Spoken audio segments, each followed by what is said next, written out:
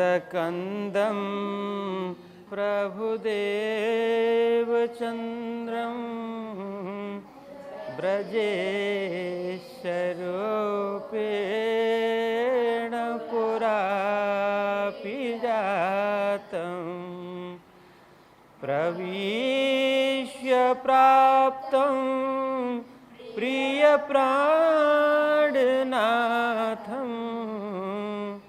परेश पूर्णं सततं नमामि ब्रह्मा प्रियाजा वर्णाय जाता सर्वास्वपाता भवसिन्धुत्राता विज्ञानदाता निजधर्मधाता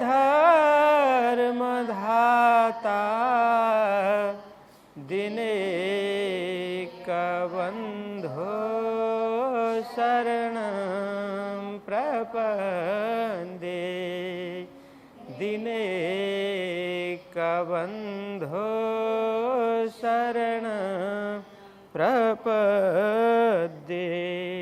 बोलो कृष्ण कन्हैया लाल की, श्री सद्गुरु महाराज की, श्री प्राणनाथ प्यारे की, श्री पाँच नवतन पुरी धाम की, जगद्गुरु आचार्य श्री 108 कृष्णमणि जी महाराज की, परमहंस बाबा जी लक्ष्मीदास महाराज की, समस्त सुंदर साथ की प्रणाम।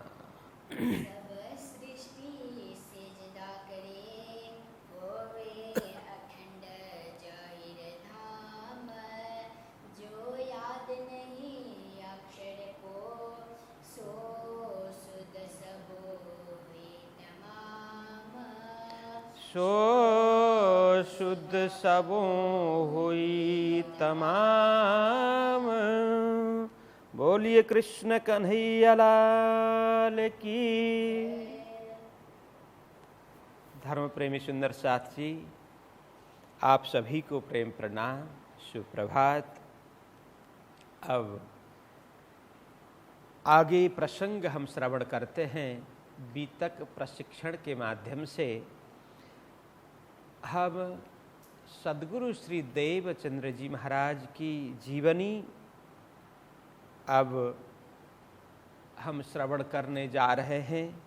कल उनके प्राकट्य की चर्चा हुई, प्राकट्य का प्रसंग चला।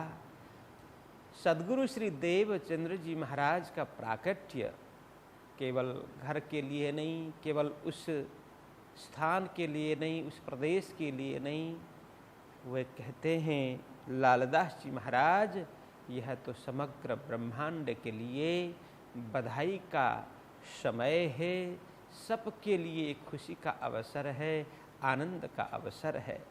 क्योंकि सद्गुरु जी अब वह शक्ति है और वो तत्व ज्ञान लेकर के आ रहे हैं, तो जिस तत्व ज्ञान से आज तक न खुली हुई आंटी घुटी भी अब खुल जाएगी।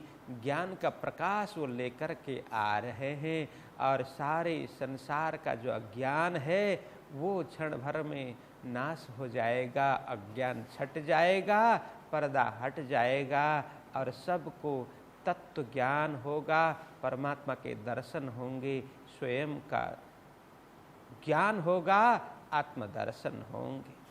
तो इस तरह से इसीलिए सद्गुरु जी के प्राकट्य ये सब के लिए बधाई का क्षण है। यह प्रसंग हमने सुना।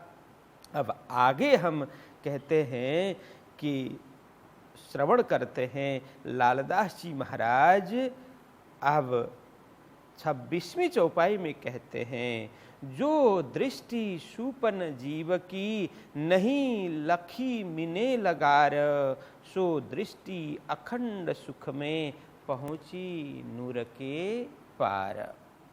वह कहते हैं जो दृष्टि सुपन जीव की, नहीं लखी मिने लगार।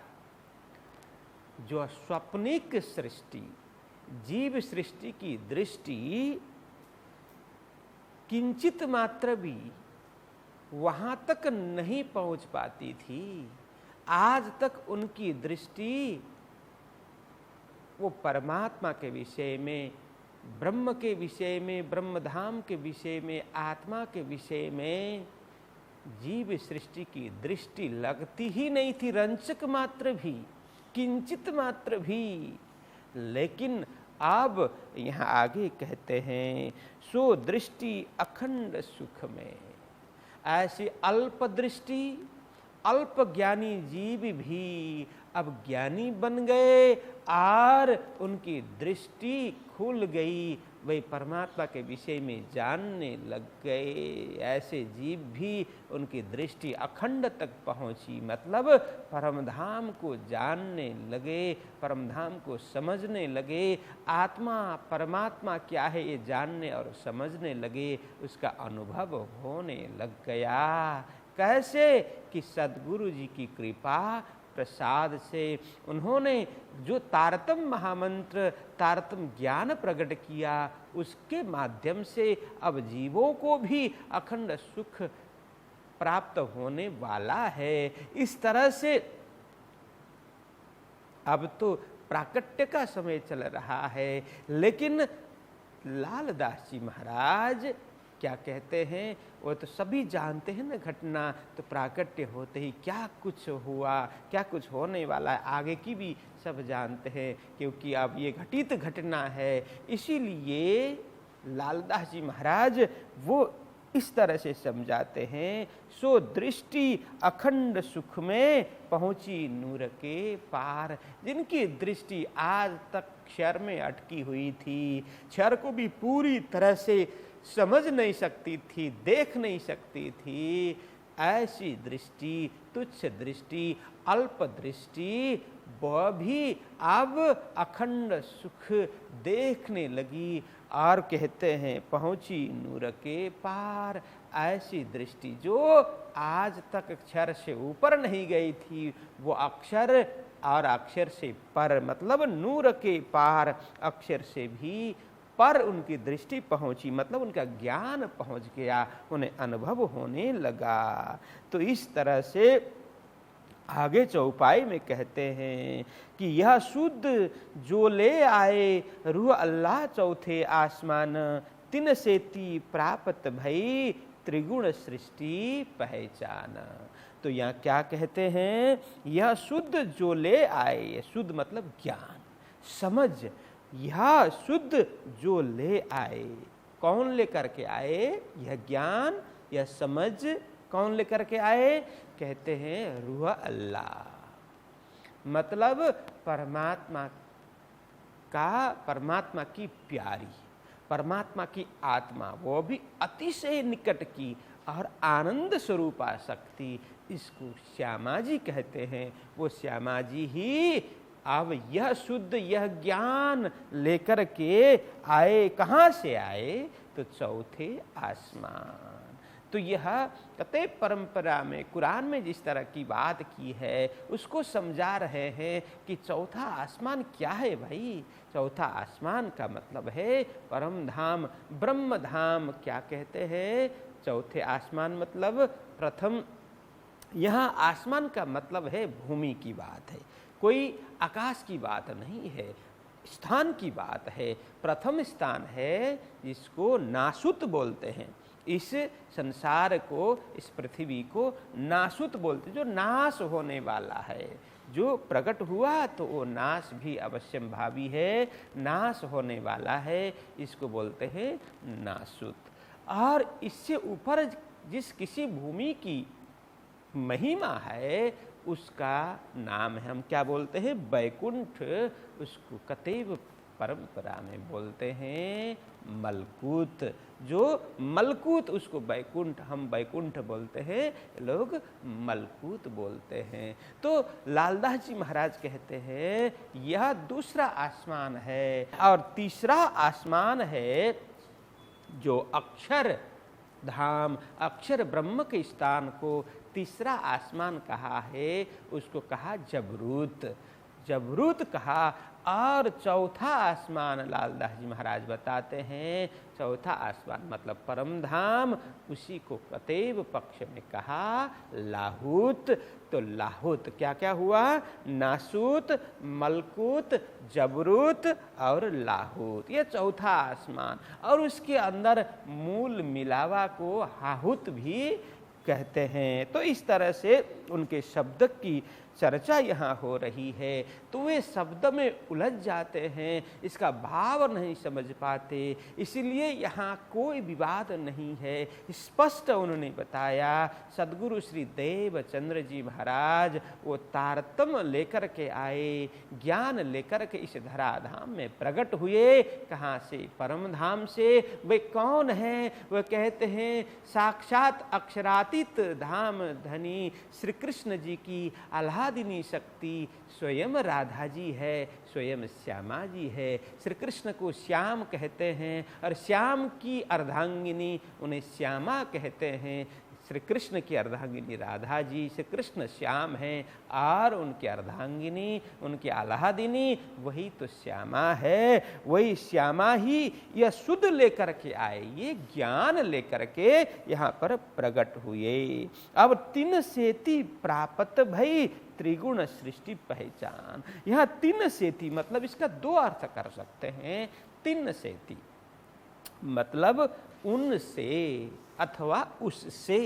उनसे बोलेंगे तो सद्गुरु से, सद्गुरु के द्वारा यह ज्ञान प्राप्त हुआ और उस ज्ञान के द्वारा सबको पहचान हो गई, त्रिगुण को भी पहचान हो गई, परमात्मा के विषय में, धाम के विषय में, अखंडता के विषय में। और दूसरा अर्थ करें तो तीन सेती मतलब उस ज्ञान के द्वारा, तारतम्य ज्ञान के द्वारा, ब्रह्म ज्ञान के द्वारा, तारतम्य के द्वारा पहचान। प्राप्त मतलब पहचान।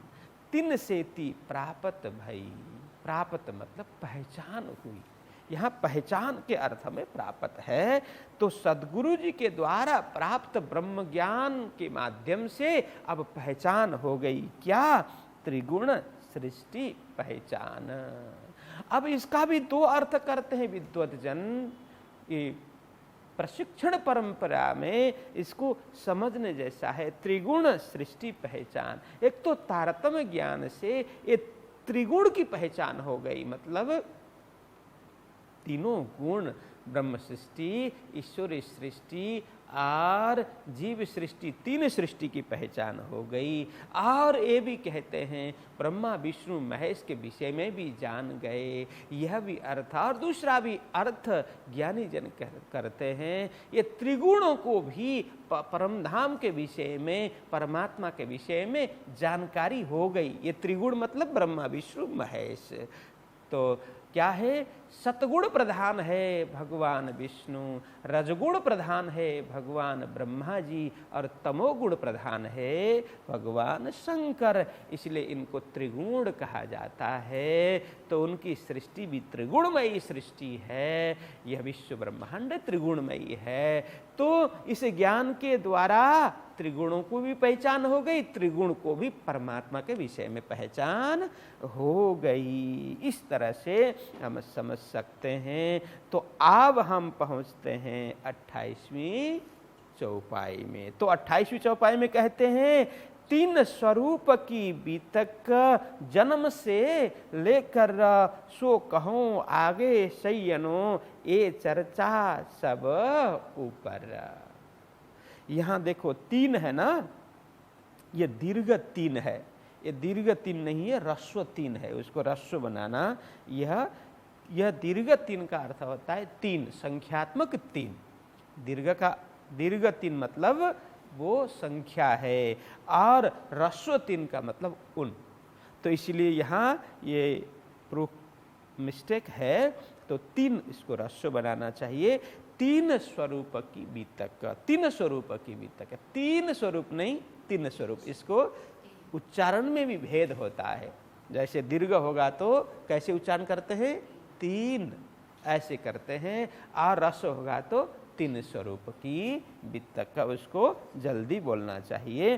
तो 3 स्वरूप की वितक, उन स्वरूप की, यहाँ 3 स्वरूप, पहले जो श्री श्री श्री तीनों स्वरूप की वितक, ये नहीं है, यहाँ वो 3 स्वरूप की वितक का मतलब उन स्वरूप की वितक। अभी तक जो चर्चा चल रही है किनके विषय में, सद्गुरु श्री देवचंद्र जी महाराज के विषय में जो चर्चा चल रही है, प्रसंग चल रहा है, वही स्वरूप देवचंद्र जी महाराज की जो वितक है, वृतांत है।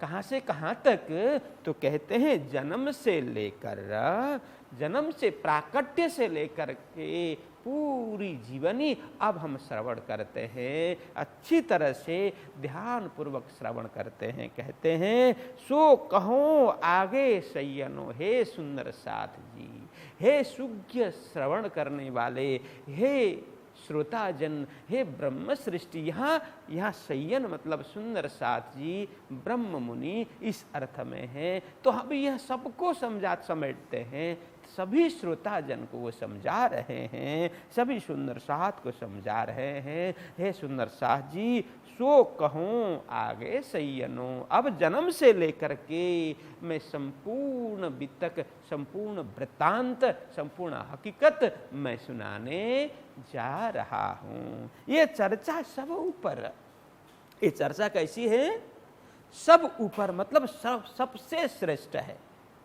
सब ऊपर मतलब सबसे श्रेष्ठ है।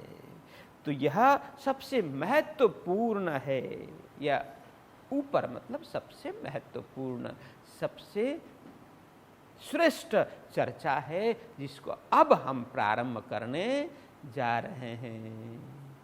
अब यहाँ पर कहते हैं जब वय वर्ष 11वां तब मन उपजो विचार, मैं कौन कहाँ थे आया, कहाँ मेरा भरतार।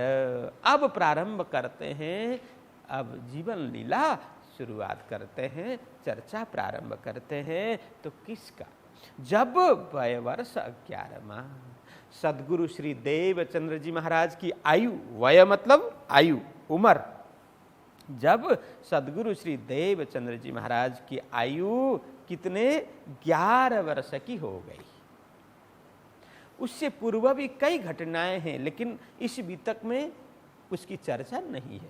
दूसरी वितक में इसकी चर्चा अवश्य की है, लेकिन यहाँ 11 वर्ष के बाद की चर्चा लालदास जी महाराज कर रहे हैं। जब वय वर्ष 11वां तब मन उपजो विचार, सद्गुरु श्री देवचंद्र जी महाराज जब 11 वर्ष के हुए, तब उनके मन में ऐसा विचार पनपा, विचार प्रकट हुआ, विचार उद्भव हो गए। क्या कि मैं कौन, ये चौपाई याद करना, मैं कौन, कहाँ थे आया और कहाँ मेरा भरतार। उनके मन में जब 11 वर्ष की उम्र थी, देखो तुम्हारी उम्र में सद्गुरु जी यहाँ अपने आप को प्रश्न करते हैं, स्वयं को पूछते हैं। क्या पूछते हैं, मैं कौन हूँ। देखो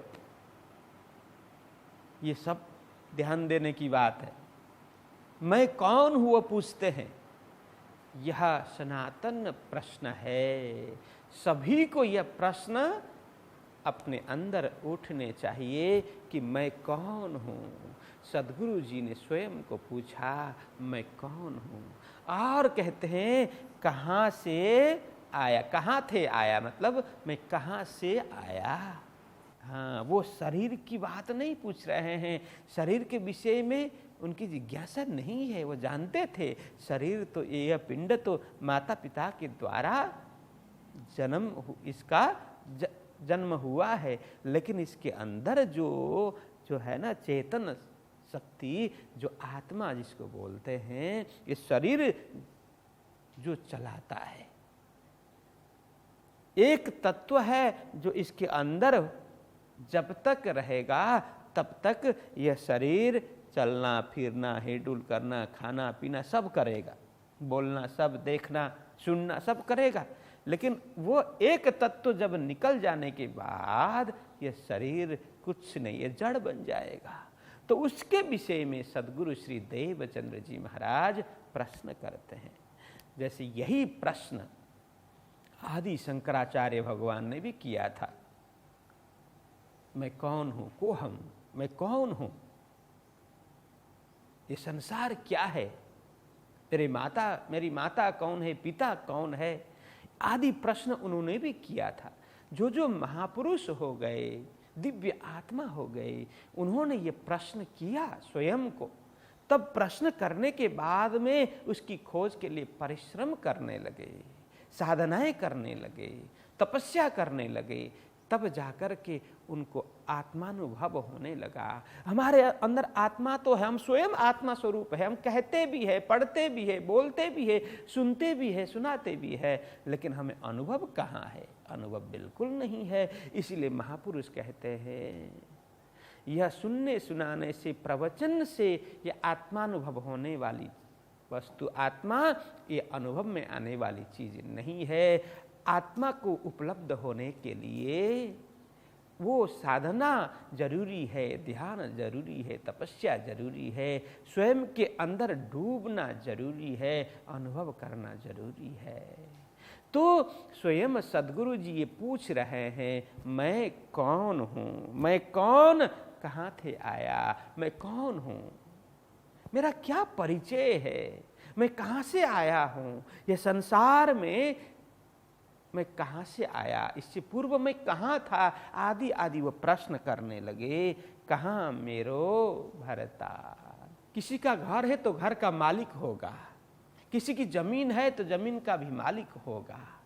तो सद्गुरु जी ने सोचा कि सबके अलग अलग मालिक हैं, तो ये पूरे विश्व ब्रह्मांड की भी तो कोई मालिक होंगे, ये शरीर को बनाने वाला तो कोई होगा, माता पिता तो एक निमित्त है, लेकिन इसके मूल कारण वो ब्रह्म, वो परमात्मा कहाँ होंगे, वो कहाँ रहते होंगे, वो हमारे स्वामी हैं, मेरे भरतार मतलब मेरे मालिक, मेरे स्वामी, वो कहाँ रहते हैं।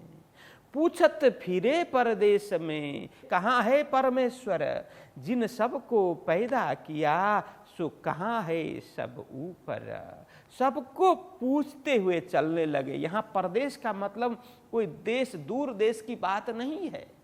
अभी तो उनकी आयु 11 वर्ष की है, कहीं उमरकोट से बाहर कहीं गए नहीं थे, मारवाड़ से कहीं बाहर गए नहीं थे, फिर भी यहाँ परदेश कहने का मतलब क्या है कि वहीं इर्द गिर्द, वही आसपास, उमरकोट के आसपास जहाँ भी ज्ञानी जन मिलते, जहाँ संत मिलते, जहाँ साधु मिलते, जहाँ पंडित पुजारी मिलते, उनको लगता कि हाँ यह प्रश्न इनके सामने प्रकट करने जैसा है, इनके सामने जिज्ञासा रखनी चाहिए। उनको जैसे जब भी लगता वो प्रश्न रखते, सबको पूछते हुए फिरते, वही आसपास गांवों में पूछते हुए, पूछत फिरे परदेश में, कहाँ है परमेश्वर, सबको पूछते कि परमेश्वर कहाँ है, मतलब परमात्मा वो कहाँ रहते हैं, वो उनका पता मुझे बताइए, मेरे विषय में बताइए, मैं कौन हूँ, कहाँ से आया, वो परमात्मा कहाँ रहते हैं। यही प्रश्न वो करते हुए चलते थे। ये कितनी बड़ी बात है सुंदर साथ जी कि 11 वर्ष का जो बालक, 11 वर्ष की आयु में जो बालक है, आयु का बालक आज यह प्रश्न कर रहा है कि मैं कौन हूँ, जबकि हमारी उम्र बीत जाती है, फिर भी यह प्रश्न हमें कभी नहीं आते। बस हम खाते पीते मौज मस्ती, बस मौज मस्ती हम समझते हैं, ऐसा मौज मस्ती है नहीं। बस सांसारिक सुख में, सांसारिक सुविधाओं में हम ऐसे रचे पचे हैं, वास्तविकता की ओर, सत्यता की ओर, यथार्थता की ओर, हकीकत की ओर हमारा ध्यान ही नहीं है। लोग आ रहे हैं, जन्म ले रहे हैं और मर रहे हैं, वो हम देख रहे हैं, प्रति क्षण देख रहे हैं, प्रतिदिन देख रहे हैं। घर के लोग मर रहे हैं, गांव के लोग मरते हुए जा रहे हैं, समाज में लोग मर मर करके जा रहे हैं, हम अपनी आंखों के सामने देख रहे हैं, किंतु हमें कभी ये ध्यान नहीं आता कि एक दिन हमें भी मरना है, एक दिन हमें भी जाना है, ये संसार को छोड़ करके, ये शरीर को परित्याग करके। जिस शरीर के ऊपर, शरीर के प्रति हमारा इतना अधिक आसक्ति, इतनी अधिक आसक्ति है, लगाव है, उसको एक दिन छोड़ करके जाना पड़ेगा। तो जाना पड़ेगा, तो हमें जाना कहाँ है ये हमें कभी हम विचार नहीं करते। इसीलिए शास्त्र में, इसीलिए संत जन, ज्ञानी जन हमें अज्ञानी कहते हैं, मूर्ख कहते हैं, मूढ़ जीव कहते हैं, क्योंकि हमारा ज्ञान नहीं है, हमारा भान नहीं है। जैसे हम परदेश में गए किसी कार्य के लिए, पढ़ाई के लिए, व्यापार बिजनेस के, व्यवसाय के लिए, एक दिन लौट करके अपने घर में जाना पड़ता है।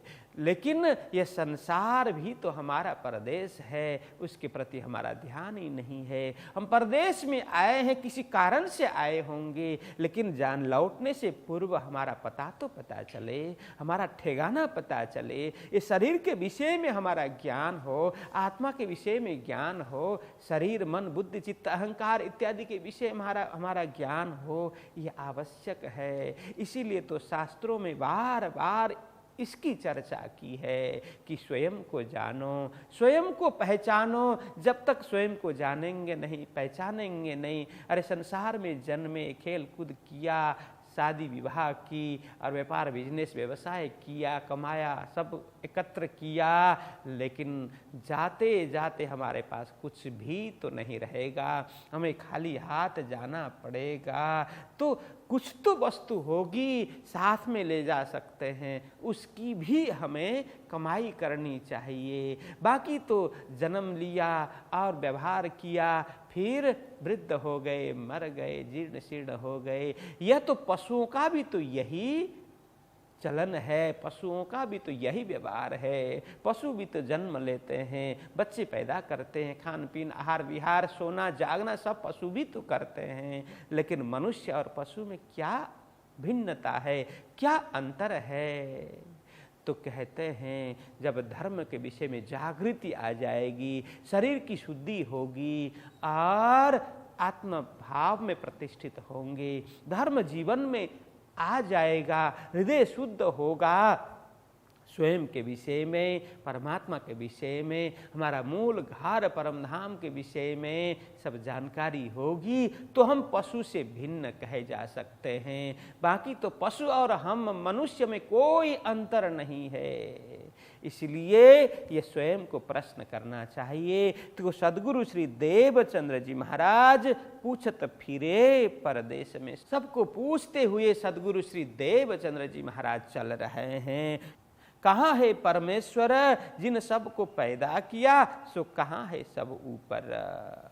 देखो, हमें लगता है हमें माता पिता ने पैदा किया, ये शरीर पिंड माता पिता के द्वारा, लेकिन माता पिता को वो शक्ति किसने दी, वो सामर्थ्य किसने दी, और ये संसार किसने बनाया, माता पिता को किसने बनाया, ये सब देखते जाएंगे, इसके ऊपर ऊपर ऊपर ध्यान देते जाएंगे, तो हम समझ सकते हैं ये संपूर्ण चराचर ब्रह्मांड ये निर्माण करने वाले और कोई नहीं, एकमेव परमात्मा है। मनुष्य के शक्ति की बात नहीं है, सामर्थ्य की बात नहीं है। इसीलिए वो जिन सबको पैदा किया, जिन्होंने सबको पैदा किया, सबको जन्म दिया, ये सबको निर्माण जिन्होंने किया, सो कहाँ है सब ऊपर। तो वो कहाँ रहते हैं? ये सबके ऊपर, सबके प्रमुख, सबके कारण में यह अर्थ में है, जो सबके कारण स्वरूप है वो परमात्मा, सबके मूल परमात्मा है, लेकिन वो रहते कहाँ पर है, उनका स्थान कहाँ पर है, यह प्रश्न करते हुए चल रहे हैं। और इसके जवाब में लोग क्या कहते हैं, कोई कहे वह घट घट है व्यापक संसार, तब जानिया वो निकट यही ग्रहों में सार। तब सद्गुरु श्री देवचंद्र जी महाराज को जवाब मिलता है, उत्तर मिलता है लोगों के द्वारा। क्या कहते हैं, तो कहते हैं कोई कहे वो घट घट।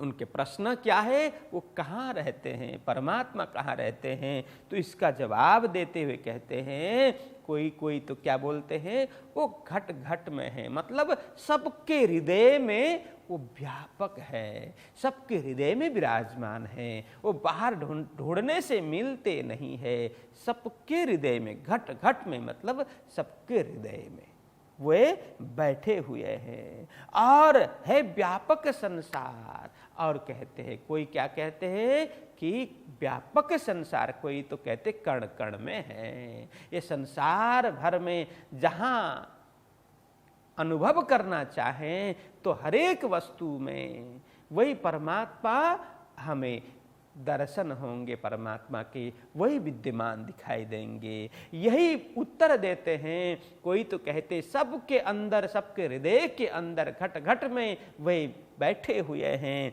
और कोई कहते हैं वो व्यापक है, संसार में कण कण में वे व्यापक है। यही तो श्रुति में भी कहा कि सर्व खलविदम ब्रह्म, ये सब ही तो ब्रह्म है, ब्रह्ममय है। तो वही कहते हैं देखो ये संसार ही तो ब्रह्म है, यहाँ कण कण में ब्रह्म समाया हुआ है, परमात्मा का निवास है। ऐसा उत्तर देते हैं। तो तब जानिया वो निकट, तब सद्गुरु जी महाराज, देवचंद्र जी महाराज जानिया मतलब समझ गए। क्या, वो तो निकट है, निकट मतलब बिल्कुल नजदीक, बिल्कुल पास में। ओहो, परमात्मा तो पास में है, निकट है। मैं तो सोचता था बहुत दूर होंगे, बहुत दूर रहते होंगे, लेकिन ऐसा नहीं है। तब जानिया, वे समझ गए, उन्होंने जाना क्या, वह परमात्मा निकट है, मेरे पास में है, बिल्कुल ही निकट है, पास में है। यही ग्रहों में सार, बस मैं अब यही ग्रहण करता हूँ, यही मैं मानता हूँ कि परमात्मा को तो हमारे अंदर ही है, और चाहे तो कण कण में व्याप्त हैं, बस मैं उनको, उनका अनुभव करना चाहता हूँ। मैं ये सार मतलब यह सार वस्तु में ग्रहण करूँ। यह निष्कर्ष क्या है कि परमात्मा तो घट घट में है, कण कण में है, मैं उनका अनुभव करूं, वे तो अति निकट हैं, मैं उनका अनुभव करूं, यही ग्रहण करूं। एक देहुरा तहां रहे, तामे मूर्ति पिंगल श्याम, आगे यहाँ विराजते दई प्रदक्षिणा उस ठाम। तो अब लालदास जी महाराज कहते हैं, सुंदर साथ जी, सदगुरु जी क्या करते हैं, वो समझा रहे हैं। एक देहुरा तहां रहे, कहाँ, तहां मतलब कहाँ, उमरकोट में। उनका गांव कौन सा है, उमरकोट। उमरकोट में एक देहुरा मतलब मंदिर, एक मंदिर वहां पर था। कौन सा मंदिर, तामे मूर्ति पिंगल श्याम, वो श्री कृष्ण जी का मंदिर था। उसमें मूर्ति कैसी थी, पिंगल श्याम की मूर्ति थी, श्री कृष्ण जी की पिंगल श्याम। श्याम मतलब कृष्ण, कृष्ण की मूर्ति थी। कैसी, पिंगल मतलब वो पीतांबरधारी पीले कलर की मूर्ति, पिंगल श्याम। इसीलिए कहा न, वंशी विभूषित करान नवनीर दावाद,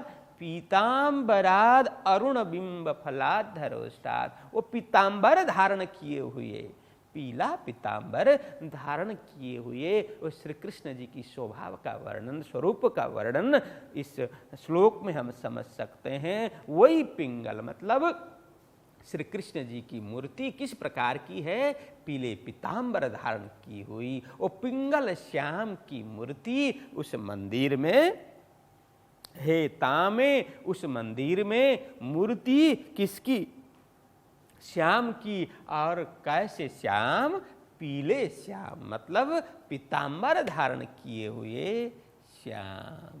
हाँ, आगे यहाँ विराजते, आगे यहाँ विराजते मतलब सद्गुरु श्री देवचंद्र जी महाराज उस मंदिर में पहुँचते और उस मंदिर के सामने, मूर्ति के सामने बैठ जाते।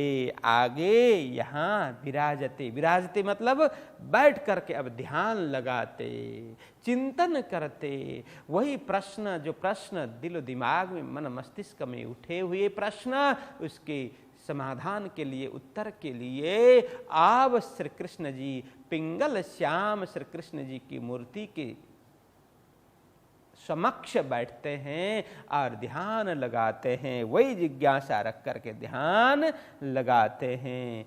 दई प्रदक्षिणा उस ठाम, थोड़ी देर ध्यान में बैठे और फिर प्रदक्षिणा मतलब परिक्रमा वे लगाते थे। और कहते हैं लई लोटा घर से चले, दंत धावन के काज, शुद्ध आकार करके फिरे, आवे न मन में लाज। अब सद्गुरु श्री देवचंद्र जी महाराज क्या करते हैं, लई लोटा घर से चले, लोटा लेकर के घर से निकलते थे। जैसे वहाँ कोई कुआं हो, कोई नदी हो, जहाँ पानी की सुविधा हो, वहाँ जाते, अपने साथ में लोटा आदि कोई पानी के लिए साधन लेकर के घर से निकलते। दंत धावन के काज, या दंत धावन का मतलब शौच क्रिया, शौच क्रियादि के लिए वे घर से लोटा लेकर के निकलते थे और शुद्ध आकार करके फिरे। वहाँ जाकर के शौच आदि किया, स्नान आदि किया, शुद्ध आकार को, पवित्र आकार मतलब शरीर, यहाँ शरीर के अर्थ में है, इस आकार को वो पवित्र करके और लौटते थे। उनका मन तो पवित्र था ही और इस तन को भी स्नान करा करके शुद्ध करते थे। और कहते हैं आवे न मन में लाज। अब यहाँ लाज मतलब संकोच, लाज मतलब शर्म। उनको वो क्या करते थे, प्रातःकाल जल्दी उठे और जल्दी से तड़ाग नदी आदि में गए और वहाँ स्नान आदि किया, फिर पवित्र होकर के मंदिर में जाते, ध्यान लगाते, प्रदक्षिणा करते, पूजा पाठ करते। यह उनकी दिनचर्या थी। ऐसा करते हुए उन्हें कभी संकोच नहीं होता था, कभी शर्म नहीं आती थी। आज तो, आज की युवा पीढ़ी, इनको बोले तो वो क्या बोलते हैं कि हमें तो शर्म आती है, मंदिर जाते हुए शर्म आती है, पूजा पाठ करते हुए संकोच होता है। क्यों? हमारे फ्रेंड सर्कल क्या बोलेंगे, हमारे दोस्त वगैरह क्या बोलेंगे। एक ये तो भक्त हो गया। अभी के यंगस्टर ही नहीं, बड़े जिसकी उम्र हो चुकी है, ऐसे लोग भी मठ मंदिर में जाना, भजन कीर्तन करना, ध्यान लगाना आदि से विमुख होते हैं। उनको पूछे क्यों नहीं करते तो कहते हमें तो संकोच होता है, शर्म आती है। लोग बोलते हैं अरे ये तो भगत हो गया, इसीलिए हमें संकोच आती है, शर्म आती है। अरे सुंदर साथी, इसमें क्या शर्म की बात है, ये क्या कोई खराबी है? यही तो जीवन का लक्ष्य है, यही तो सद्मार्ग है। हम अनेक ऐसे खराब कार्य करते हुए शर्माते नहीं हैं। हमें शर्माना वहाँ चाहिए जो अखाद्य पदार्थ हम खाते हैं, जो न खाने वाली वस्तु, जो शास्त्रों में वर्जित है, हम मनुष्य के लिए जो वस्तु नहीं है, ऐसे अखाद्य पदार्थ हम खाते हैं, उसमें हम शर्म नहीं करते। अपेय पदार्थ पीते हैं, उसमें शर्म नहीं करते। न करने वाला कार्य हम करते हैं, उसमें हम शर्म नहीं करते।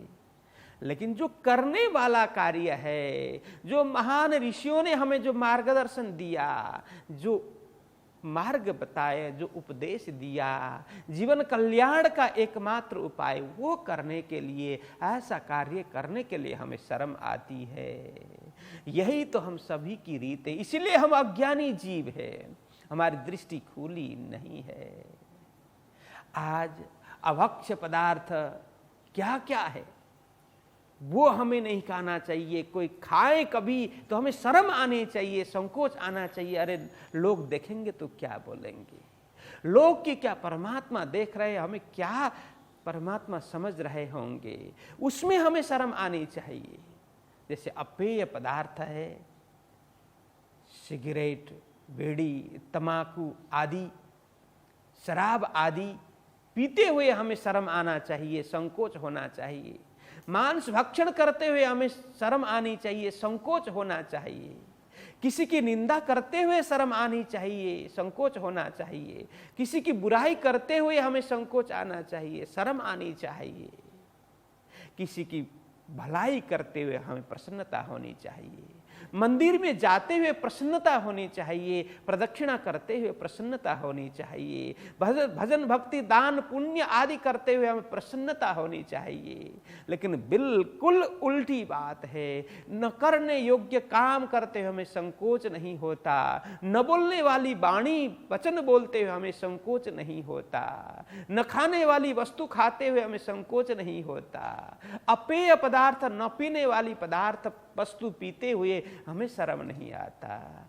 लेकिन जो करने योग्य है, मीठी वाणी बोलते हुए संकोच, अच्छे कार्य करते हुए संकोच, मठ मंदिर में जाकर के ध्यान भजन भक्ति पूजन आदि करते हुए संकोच, यह हम अज्ञानी जीवों का लक्षण है। आज तो फैशन हो गया, विवाह आदि पार्टी इत्यादि में शराब पीना एक फैशन हो गया, सिगरेट पीना फैशन हो गया।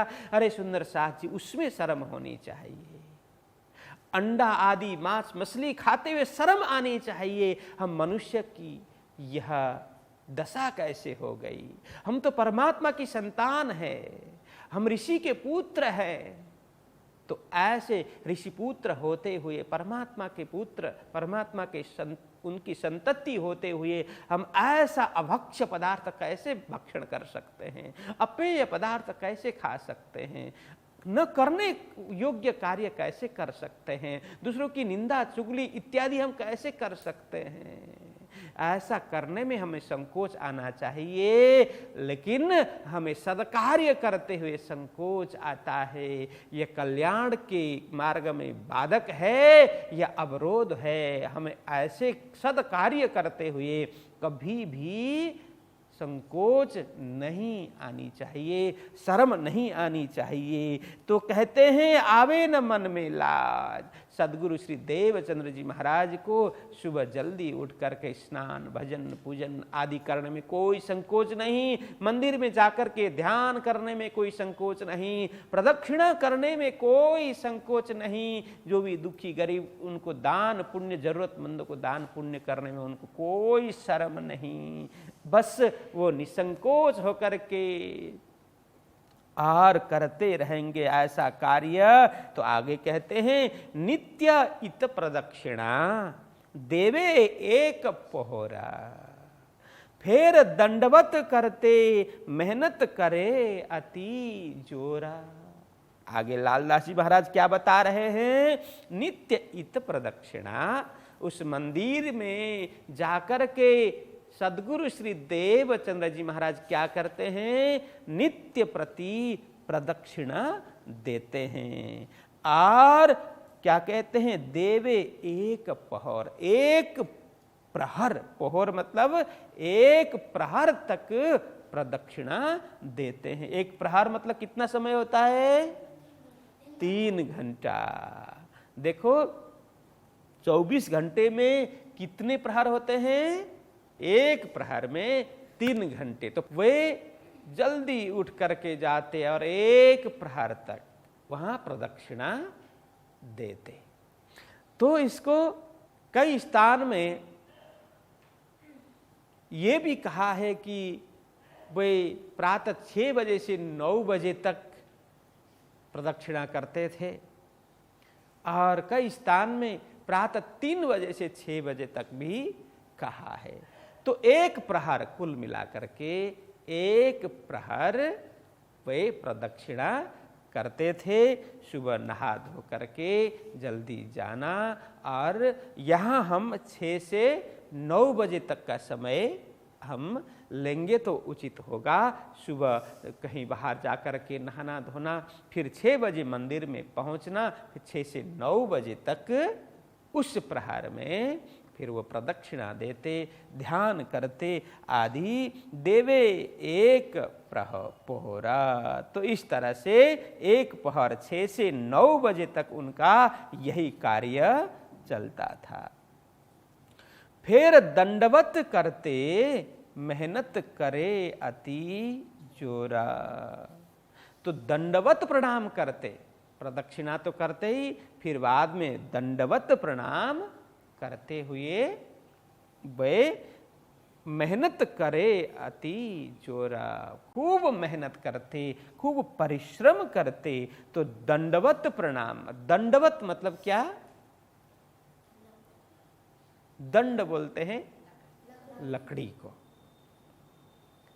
तो लकड़ी की तरह प्रणाम करना, मतलब लकड़ी जैसे जमीन में रख दो तो पूरा लकड़ी पूरा स्पर्श करती है जमीन को, ठीक है ना। तो उसी प्रकार से शरीर को पूरी लकड़ी की तरह, डंडे की तरह ही लेटा देना, वो दंडवत प्रणाम है। पूरी लकड़ी की तरह सो जाना मतलब पूरे लेट जाना, मुंह नीचे करके जमीन के तरफ मुंह करके लेट जाना पूरी तरह से, वही दंडवत प्रणाम है। पूर्ण रूप से समर्पण, प्रणाम मतलब क्या है? पूर्ण रूप से नमन करना, नतमस्तक होना, समर्पण भाव, अपना कुछ नहीं, संपूर्ण समर्पित कर देना, नमन करना, वो दंडवत प्रणाम इस तरह से करते थे। फिर दंडवत करते मेहनत करते अति जोरा। तो दंडवत उसमें भी अब साष्टांग दंडवत भी बोलते हैं। साष्टांग दंडवत, एक तो दंडवत हो गया, दूसरा दंडवत तो है लेकिन साष्टांग। साष्टांग मतलब स अष्ट अंग, स अष्ट अंग, अष्ट अंगों के साथ में, इसलिए साष्टांग। तो अष्ट अंगों के साथ में मतलब 8 अंग क्या क्या है, इसमें भी अलग अलग बात है। तो फिर दंडवत करते मेहनत करते अति जोर, साष्टांग दंडवत क्या क्या है? साष्टांग में एक तो ये ललाट है, जैसे स्पर्श करते हैं तो ये ललाट यह जमीन में टिकनी चाहिए, और दूसरा ये नासिका जमीन में, नासिका से स्पर्श होना चाहिए। तीसरा है यह चिबुक, ये ठुड्डी बोलते हैं, इसको संस्कृत में चिबुक बोलते हैं, यह स्पर्श होना चाहिए। चौथा यह छाती उर, यह छाती स्पर्श होना चाहिए। और पांचवा है उदर, उदर मतलब पेट स्पर्श होना चाहिए। और छठवें में ये घुटना, ये घुटना ये स्पर्श हो। और साथ में क्या है? हाथ, ये हाथ है ना, यहाँ से यहाँ तक, ये कोहनी से हाथ तक, ऐसे ये 7वां भाग हो गया। और 8वां है पाद तल, मतलब पैर का तलवा, ऐसे मतलब पैर के ऊपर का भाग ऐसे नहीं करते, पैर का तलवा ऐसे टेक करके, तो इस तरह से वो करते हैं। क्या क्या हुआ? यह ललाट मतलब यह भाल प्रदेश, तो इसको भाल प्रदेश बोलते हैं, ललाट बोलते हैं। दूसरा नाक है, तीसरा चिबुक है, चौथा छाती है, पांचवा उर है, उर पेट नाभि प्रदेश, और उसके बाद में यह घुटना, और सातवां क्या है, हाथ, आठवां पैर। ये मैं कल पूछूंगा, ठीक है। ये षष्ठ अंग, तो इस तरह से बोलते हैं। तो ये साष्टांग प्रणाम हो गया। तो इस तरह से सदगुरु श्री देवचंद्र जी महाराज यहाँ वो साष्टांग की बात नहीं कर रहे, वो दंडवत की बात कर रहे हैं। दंड की भांति, दंड की भांति मतलब कोई शरीर का सभी भाग, मतलब यह आगे का सभी भाग दंड के समान वो हो करके प्रणाम करे, तो वो दंडवत प्रणाम। इस तरह से मेहनत करते थे। तो फिर दंडवत करते, मेहनत करे अति जोरा। इस तरह से मेहनत करते थे। अभी यहीं रखते हैं, तो फिर आगे का प्रसंग हम कल से श्रवण करेंगे। बोलो कृष्ण कन्हैया लाल की, सतगुरु महाराज की, श्री प्राणनाथ प्यारे की, सभी को प्रणाम।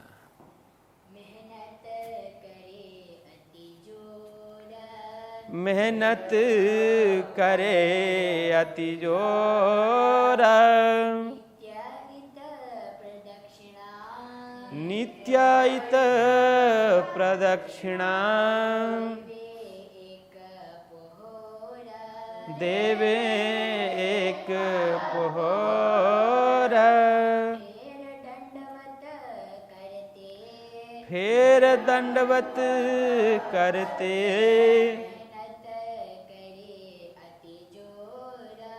मेहनत करे अति जोर, मेहनत करे अति जोर।